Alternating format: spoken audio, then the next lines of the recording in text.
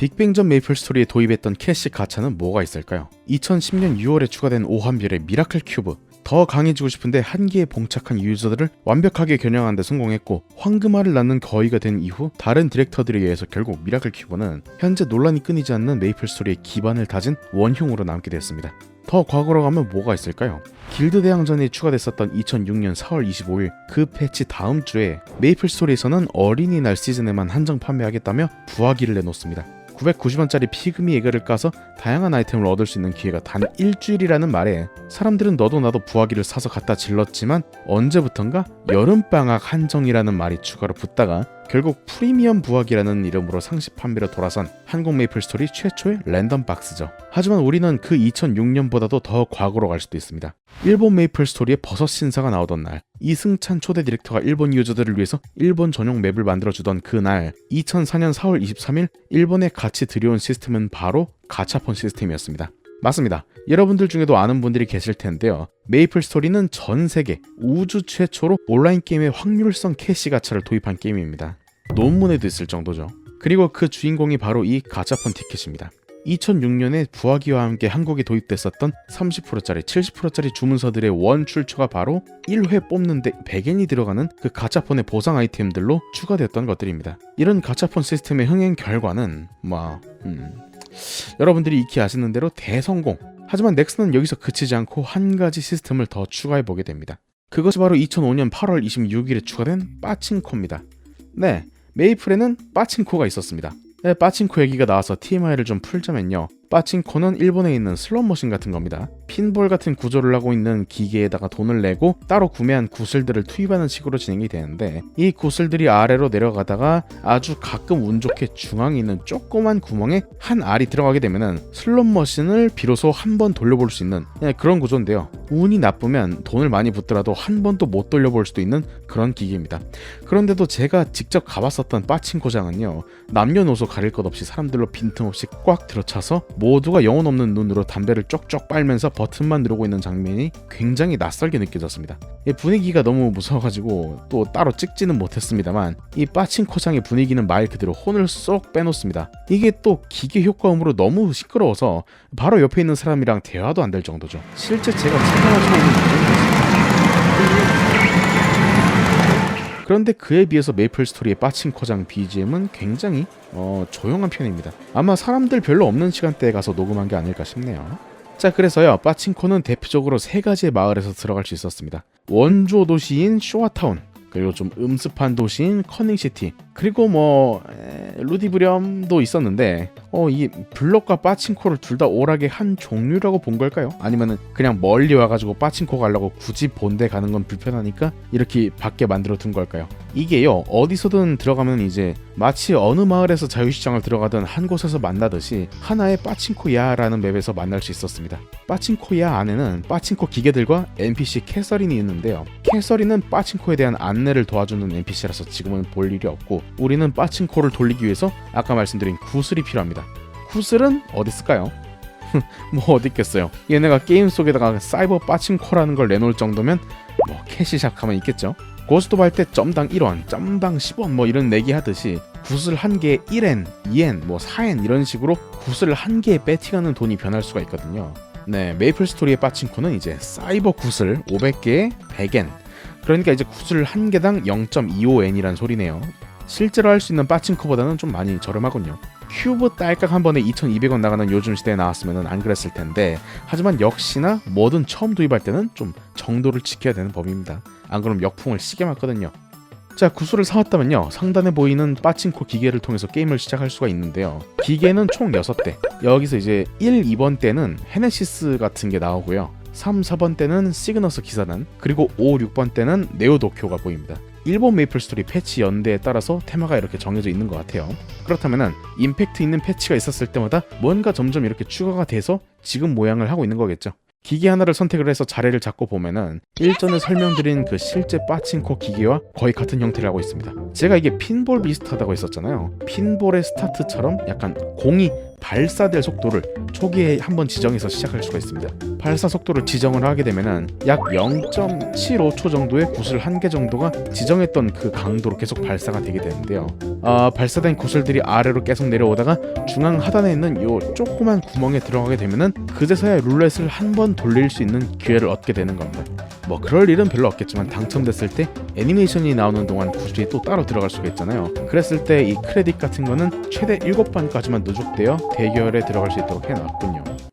그러면 이제 한번 돌려보자고요. 이게 또 구슬들이 나올 때 가끔씩 저렇게 막 색깔이 있는 구슬들이 등장하기도 하는데, 이 구슬들이 중앙에 홀에 들어가게 되면은 룰렛을 돌리는 것 외에 이제 부가 효과가 있기도 합니다.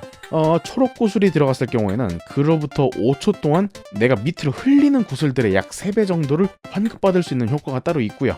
파란 구슬이 여기 들어갔을 경우에는 일정 시간 동안 룰렛을 돌렸을 때 100% 리치가 발동하는 효과가 있습니다. 리치라는 거는 또 뭐냐, 이렇게 룰렛을 돌려가지고 이제 3개 라인이 다 다른 모양이 나오게 되면은 꽝이니까 뭐 알아서 다시 돌리게 되는데, 여기서요 2개가 맞아버리면요 맞지 않은 한 라인을 여러 번 다시 돌려주면서 기회를 주는 연출이 나오게 되고요. 이것을 우리는 리치라고 할 겁니다. 그러니까 이제 100% 리치가 발동한다 이 말은요, 뭐 그래도 무조건 2개 정도는 맞춰주겠다 뭐 이런 말인 거겠죠. 참고로 리치에 들어가게 된 이후 나오는 이 연출 자체가 실제 당첨 확률을 막 올려주는 그런 건 아니고요. 여기서도 실제 빠친코장에서도 그냥 이 리치라는 건 긴장감과 재미 그리고 스릴을 위한 연출일 뿐이라고 하더라고요. 그러니까요, 이렇게 추가로 이렇게 막 이렇게 돌려줄 때는 뭐 합불 결과가 이미 정해져 있는 거라는 거죠. 뭐 아무튼 간에 그래서 그 리치가 계속 나오게 하는 게 파란 구슬이었고요. 나머지 빨간 구슬은 뭐냐면, 들어갔을 경우에 일정 시간 동안 슬롯 3줄이 모두 맞을 확률, 그러니까 당첨 확률 자체가 올라가는 그런 버프를 주는 구슬들이라고 이해해 주시면 되겠습니다.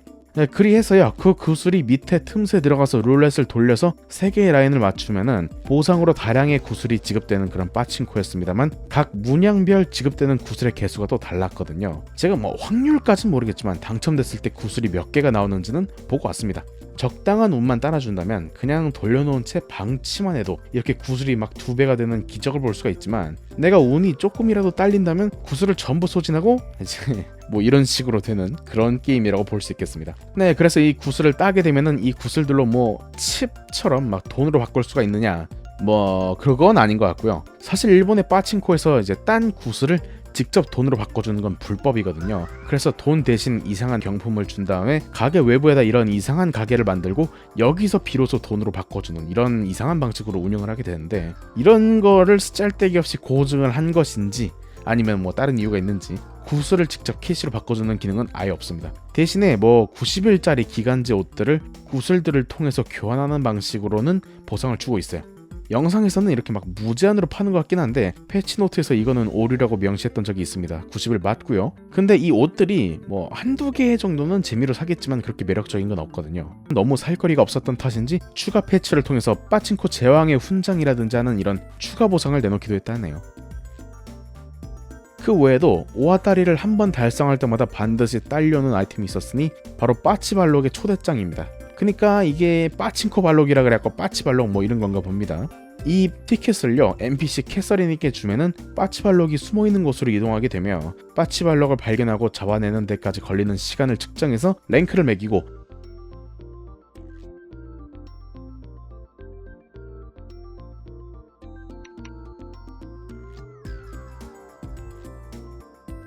그것에 따라서 빠치발록의 영혼이라는 아이템을 주게 되는데요. 이거를 이제 막 몇십 개씩 모아가게 되면은 원하는 주문서나 아이템으로 바꿔주는 시스템도 있었다고 합니다. 그런데 그런 아이템들보다도 사람들이 더 많이 찾았던 진짜 보상은 바로 맨 위에 있던 빠친코 가차폰 카드입니다. 빠친코 맵에 전시되어 있는 전용 가차폰을 돌릴 수 있는 쿠폰인 거죠. 본래 가차폰이라는 거는 이제 부화기의 전신답게 부화기를 통해 피그 매개를 까면은 뭐 좋은 것도 나왔지만은, 아니 씨바 욕 나올 정도로 쓰레기를 주기도 하잖아요. 기본 가차폰 티켓으로 돌리는 가차폰 역시 마찬가지였습니다. 쓰레기가 너무나도 낑겨 있어가지고 등장 아이템 리스트가 이렇게 길 정도였습니다만, 빠친코 가차폰은요 쓸데없는 쓰레기는 과감히 쳐냈습니다. 메이플 주년 아이템, 아니면 뭐 이제 공격력이 붙어있는 특수 핑크 망토들, 그리고 이제 최소한의 가치는 있는 장비 아이템들, 그리고 막 특수 소환 보따리, 혼돈의 주문서, 베개 주문서, 30% 70% 이런 주문서들로만 등장하는 일단 막 지나친 꽝은 없어 보이는 확률을 많이 높인 최고급 가차폰이었죠. 뭐 아무튼간에 그러니까 기존에 있던 이런 세계 최초의 랜덤 박스 시스템 가차폰이라는 걸 통해서 넥슨은요, 꽝 없는 프리미엄 가차폰이라는 걸 창출해냈던 것이고,